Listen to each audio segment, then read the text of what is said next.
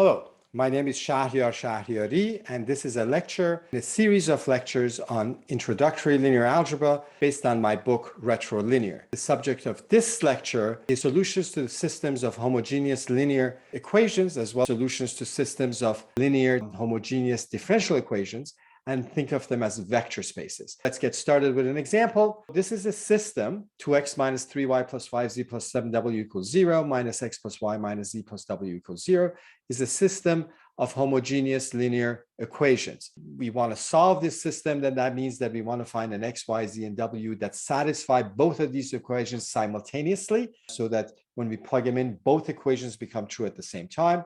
This is called a homogeneous system because the right-hand side, the constant term is 0. If this was a 5 or 47, this would not be homogeneous. And it's linear because the unknowns, the x, y, z, and w, come just as x, y, z, and w times a constant. We don't have an x squared term or a tangent of y or e to z or anything like that. Here, we're actually not interested in solving them. That's the subject of a later lecture. But what we are going to think about them here is that we want to think about the set of solutions and see what we can say about them. So because of that, we're going to define the set K to be a set of elements of R4, four tuples, A, B, C, D, but not just any element of R4. Which ones? The ones where A, B, C, and D are solutions to the system. So if instead of X, I put A, instead of Y, I put B, instead of Z, I put C, and instead of W, I put D, and I get a solution, and that works, then the four tuple A, B, C, D is going to be an element of K. K is a subset of R4. Elements of K are R4, but not necessarily vice versa. Not every element of R4 is in K. And so one question I might have is that, is K a subspace of R4? In other words, is K a vector space itself? So this would be an example of a vector space. It would also be an example of a subspace. So the solutions to a system of homogeneous linear equations, are they a subspace of R4? Do they form a vector space? To answer that, I want to remind you of what vector spaces and subspaces are, even though they were object of earlier lectures, and you should go to them for detail. So what's a vector space? Very quickly, it's a non-empty set. We don't know what the elements are, but we know that given any two elements, we have a way of adding them, and that addition satisfies certain axioms. And the axioms are not complicated axioms. There's commutativity, associativity, there's a zero, and there's negatives. There's also a way to do multiple every element of this V by a scalar, and those satisfy certain properties as well. And whenever we have a set together with an addition and scalar upon multiplication that follow these rules, we say we have a vector space over R. But over R means that the scalars are. In a later lecture, we see that the scalars can change and we can have over other things. And the elements of a vector space are called vectors. So a vector is not something like a pointy head thing. It's an element of a vector space. And depending on what your vector space is, the vectors will be different, will be the elements of that vector space. What's a subspace? A subspace was our attempt to study vector spaces by focusing on substructures as opposed to elements. So if you start with a vector space, you walk into your favorite vector space, you look at a non-empty set of vectors, so you pick some of the vectors you like. That set is a subspace if in its own right, but using the same operations on V, is a vector space. So if you just focus on those elements in W and forget about everything else, if you still have a vector space, then that's a subspace of V. In the previous lecture in this series, we proved the theorem. If V already is known to be a vector space, if you have a subset of it, then there's only three things you need to check. W is a subspace of V if and only the zero vector of the big vector space is inside W. It's closed under addition, which means that if you take two elements of W and add them, you still get something in W. It's not outside W, but in W. You can always add because you're in a vector space V, but it might be that you don't get something in W. You need to get something in W. It has to be closed under addition. And likewise, it has to be closed under scalar multiplication. When you take a scalar and an element of your subspace and multiply them, do a scalar multiplication, you should stay within that subset. If that's the case, then you have a subspace. So let's go back to our example. This is 2x minus 3y plus 5z plus 7w equals 0, and minus x plus y minus z plus w equals 0. And K is the set of solutions. This is, again, a subset of R4, and we want to know if this is a subspace of R4. We need to show that the zero vector of R4, what is that? That's a four tuple with 4 zeros in it is in K. we also need to show that it's closed under addition and scalar multiplication. So let's start with the zero vector. The zero vector is when the first coordinate, the second coordinate, the third coordinate, and the fourth coordinate are all zero. So x, y, z, and w are all zero. But if you plug that into the equations, that works. It's a sort of a dull solution, but it is a solution nevertheless, which tells us that the 0 of R4, 0, 0, 0, 0, is an element of K because K was the set of solutions. And this choice for X, Y, Z, and W does give us a solution. So the 0 is there, we're good. What about addition? What does that mean? That means if you take two arbitrary elements of K, now remember, every element of K is a 4-tuple. So I'm not taking two specific ones, but I'm taking two arbitrary ones, A, B, C, D, and A prime, B prime, C prime, D prime. They don't have to be exactly the same, so I can't take A, B, C, D twice. So I'm taking two different ones. And I'm asking whether or not if I add them, I know how to add them. In R4, I know how what the addition goes, add coordinate-wise. Is that in K? Now, what does that mean? How do we check that? Well, the proof of the pudding is in the eating. I'm asking you, is this new guy a solution to the system? So you plug it in. Instead of X, you put A plus A prime. Instead of Y, you put B plus B prime. Instead of Z, C plus C prime. And instead of W, D plus D prime, and see if it works or not. If it does, then the answer is yes, this guy is in K because K is all the solutions. If it doesn't work, this is not a subspace. So we plug this into the left-hand side of the equations. For example, for the first one, we get 2 times A plus A prime, because instead of X, I'm putting A plus A prime, minus 3 times B plus B prime, plus 5 times C plus C prime, plus 7 times D plus D prime. And I'm hoping that I will get 0. I'm not going to put equals 0 because I don't know if it's 0 or not. I'm hoping that A plus A prime, B plus B prime, C plus C prime, and D plus B prime is a solution, and therefore I'm going to get 0. Well, what am I going to get? I'm going to rearrange them and put the ones without a prime together and the ones with the prime together. And then I notice that here I have 2a minus 3b plus 5c plus 7d, and 2a prime minus 3b prime plus 5c prime plus 7d prime. And if I look at this guy, this is 0. Why is that 0? This is 0 because ABCD was a solution. ABCD was a solution meant that it satisfied the equation. So if you plug in ABCD, you should get 0. So this is 0. This other one, the second one,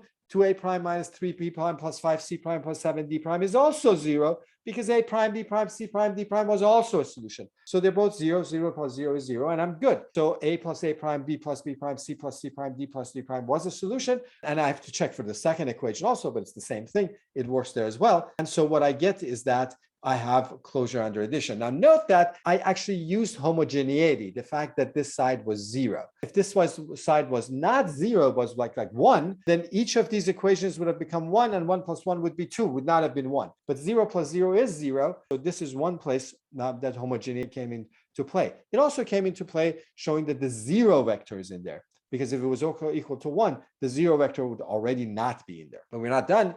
So the question is it closed under a scalar multiplication? That's the last thing we have to check. And you could be lazy and you could say, well, it works similarly. And when you get a little bit more practice, that's what you're going to say. But for now, you're going to do it. So ABCD is an element of K. What does that mean? That means ABCD is a solution to the system. If I plug in ABCD for X, Y, Z, and W, the two equations are satisfied.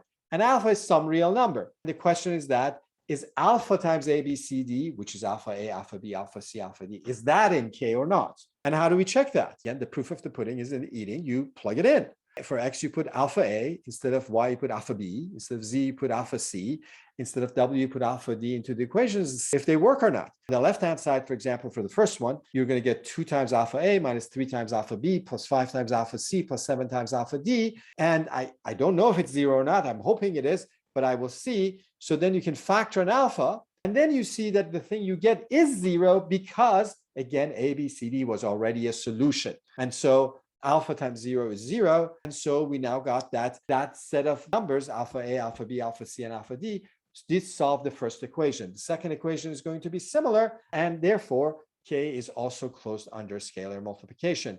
And therefore we are done and we have a vector space. There wasn't anything special about this particular homogeneous system of linear equations. Anytime you have any system of homogeneous linear equations, and if you look at the set of solutions, you get a vector space. But it has to be homogeneous and it has to be linear. And if the number of variables is n, then this vector space is a subspace of Rn.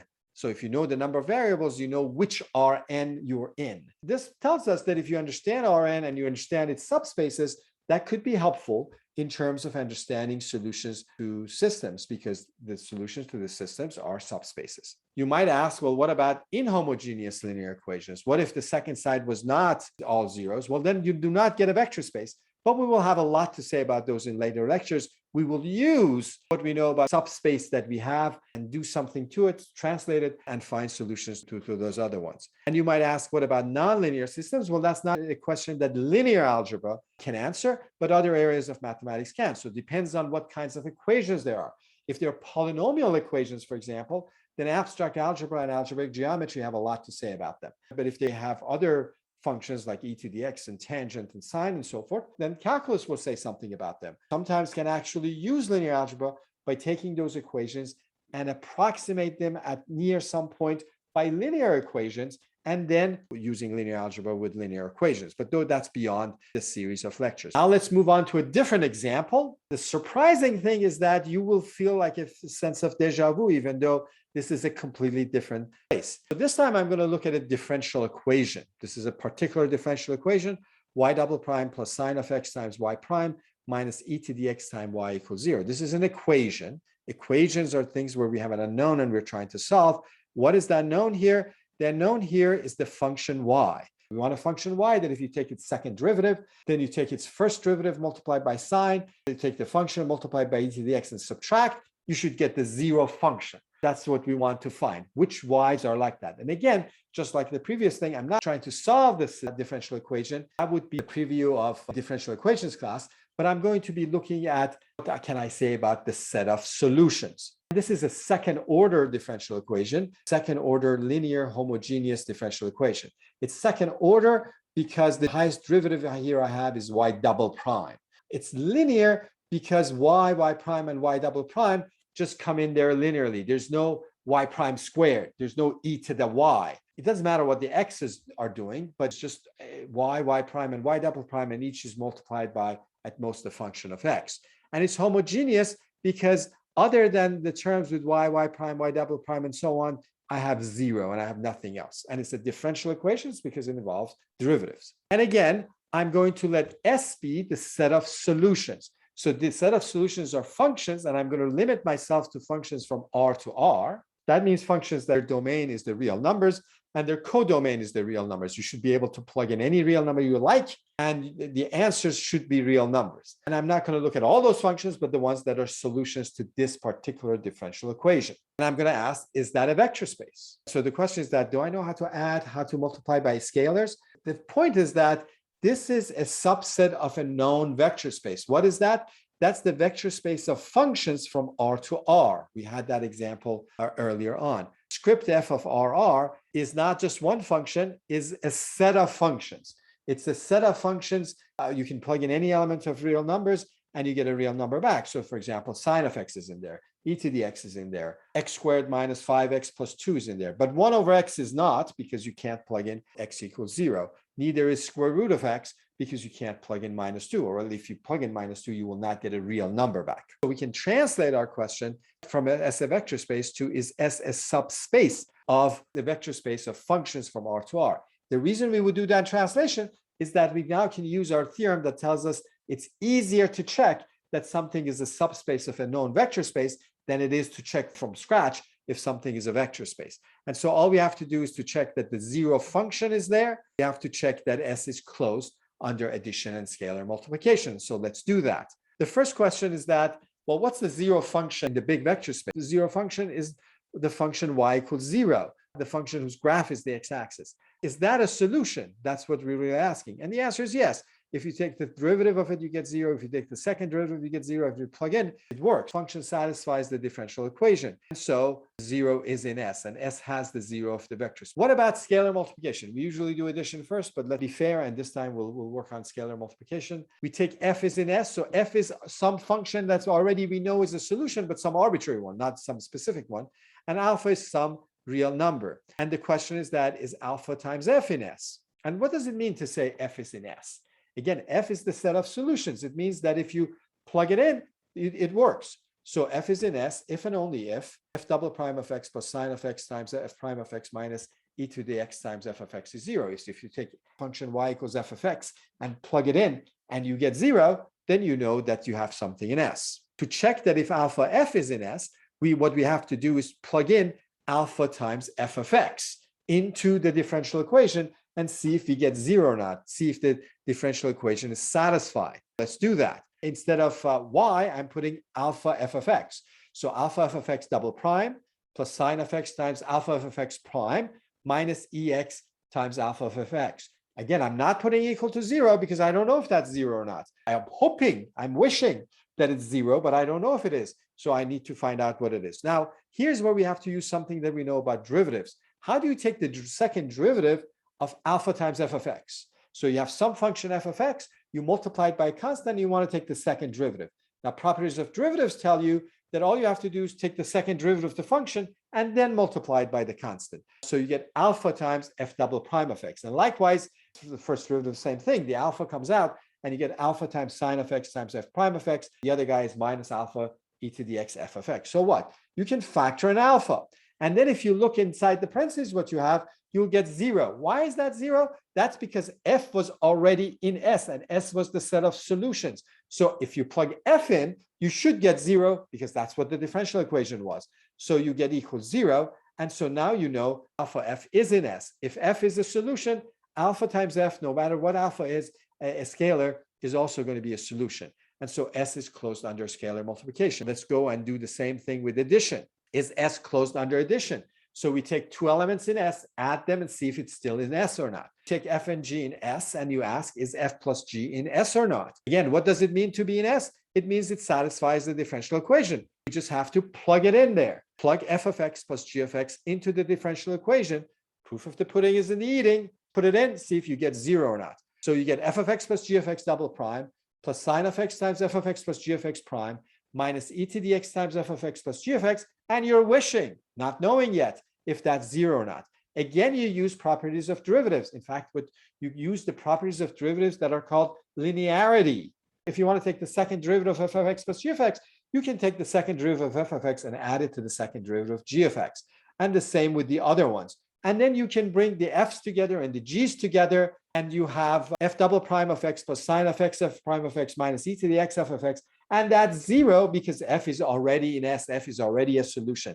And the rest of it, the g's, you will get the same thing you would get if you had plugged in g into the equation. And that's 0 because g was a solution. And so you get 0. And we see that f of x plus g of x satisfied the differential equation. So it is in S. And so f plus g is in S. And S is closed under addition. And now we're done. Now we know that those functions from R to R that are solutions of a homogeneous linear differential equation is a subspace of FRR. And this was not particularly this one homogeneous linear differential equation, but any homogeneous linear differential equation, its solution are going to be, as long as you limit them to functions in some known vector space, they're going to be a subspace of that vector space. What are our takeaways? First of all, we showed that in this lecture, two new examples of subspaces and vector spaces. The set of solutions to a system of homogeneous linear equations in n variables is a subspace of Rn. And the set of solutions in the vector space of functions from R to R of a homogeneous linear differential equation is a subspace of FRR. And in fact, there was certain similarity between the two situations. Our arguments seemed very similar. And this already shows us that there's some value in looking at these in this abstract way, because we've seen connections that we might not have suspected before. We see that there's something in common that systems of linear equations have with differential equations. And we also now suspect, and this is going to be true, but we don't yet know, you have to reserve judgment, that studying vector spaces and their subspaces could be possibly of use in studying systems of linear equations and in differential equations. Studying systems of linear equations, that's the bread and butter of linear algebra, and we will be talking about those all the time. Differential equations is not, but this is why linear algebra is usually a prerequisite for many differential equations. Keep hydrated and see the next lecture.